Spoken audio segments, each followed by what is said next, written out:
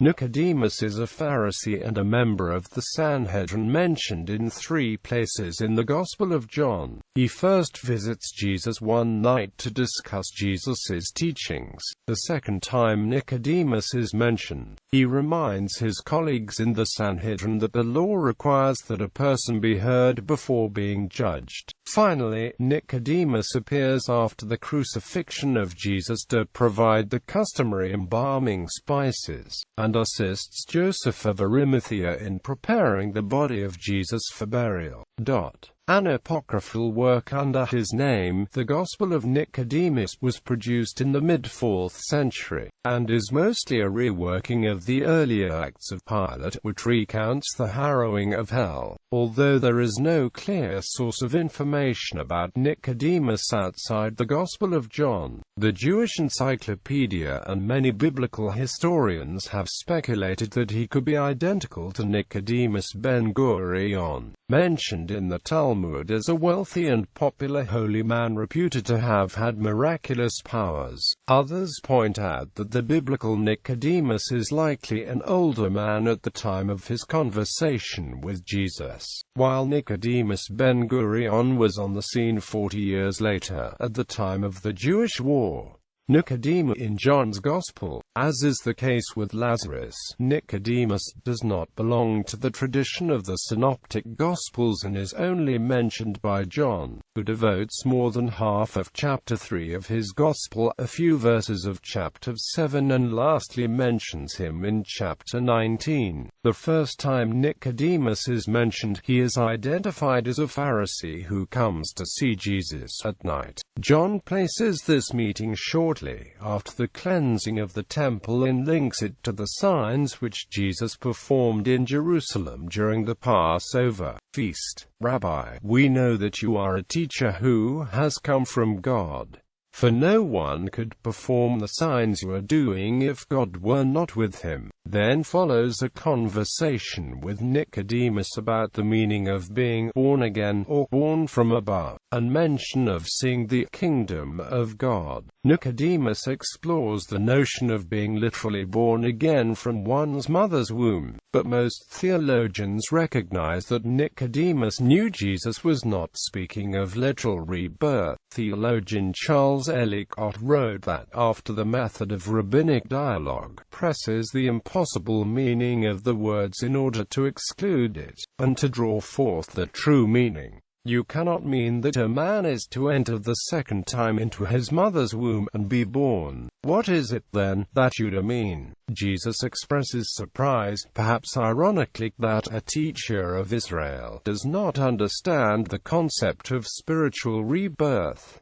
James F. Driscoll describes Nicodemus as a learned and intelligent believer, but somewhat timid and not easily initiated into the mysteries of the new faith. In chapter 7, Nicodemus advises his colleagues among the chief priests and the Pharisees to hear and investigate before making a judgment concerning Jesus.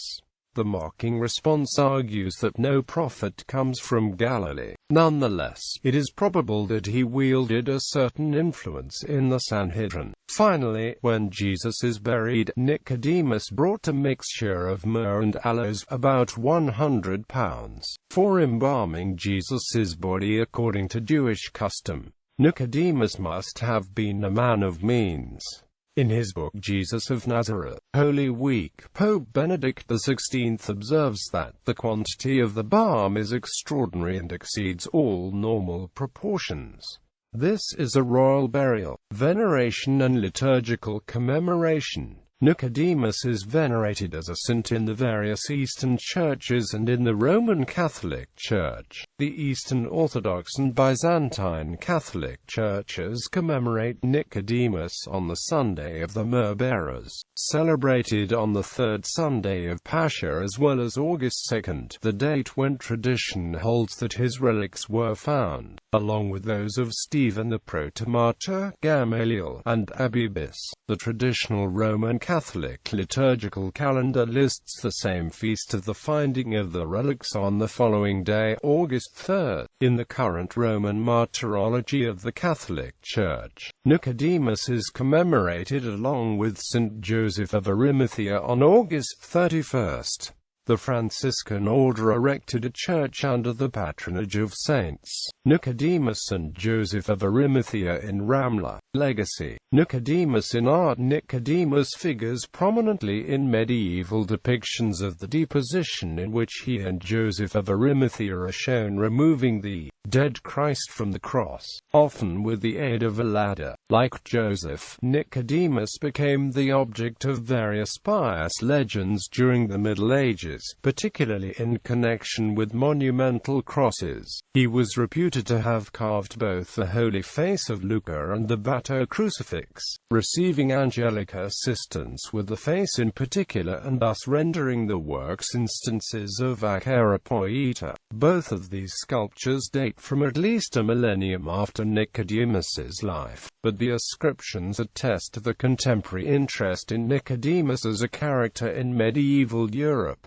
Nicodemus in music. In the Lutheran prescribed readings of the 18th century, the gospel text of the meeting of Jesus and Nicodemus at night was assigned to Trinity Sunday. Johann Sebastian Bach composed several cantatas for the occasion, of which a Heilsgeist und Wasserbad BWV 165, composed in 1715, stays close to the gospel based on a libretto by the court poet in Weimar, Salomo Frank. Ernst Pepping composed in 1937 an Evangelium mod Jesus und Nicodemus. In popular music, Nicodemus's name was figuratively used in Henry Clay Work's 1864 written Civil War-era piece, Wake Nicodemus, which at the time was popular in minstrel shows.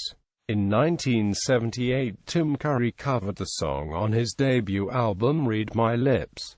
United States. The discussion with Jesus is the source of several common expressions of contemporary American Christianity, specifically, the descriptive phrase born again, used to describe salvation or baptism by some groups, and John chapter 3 verse 16, a commonly quoted verse used to describe God's plan of salvation. Daniel Burke notes that, to blacks after the Civil War, he was a model of rebirth as they sought to cast off their old identity as slaves. Rosamond Rodman asserts that freed slaves who moved Nicodemus, Kansas, after the Civil War named the town after him. However, the National Park Service indicates that it was more likely based on a 1864 song, Wake Nicodemus by Henry Clay Work, used to promote settlement in the area. In August 16, 1967, Martin Luther King Jr. invoked Nicodemus as a metaphor concerning the need for the United States to be born again in order to effectively address social and economic inequality. The speech was called "Where Do We Go From Here?"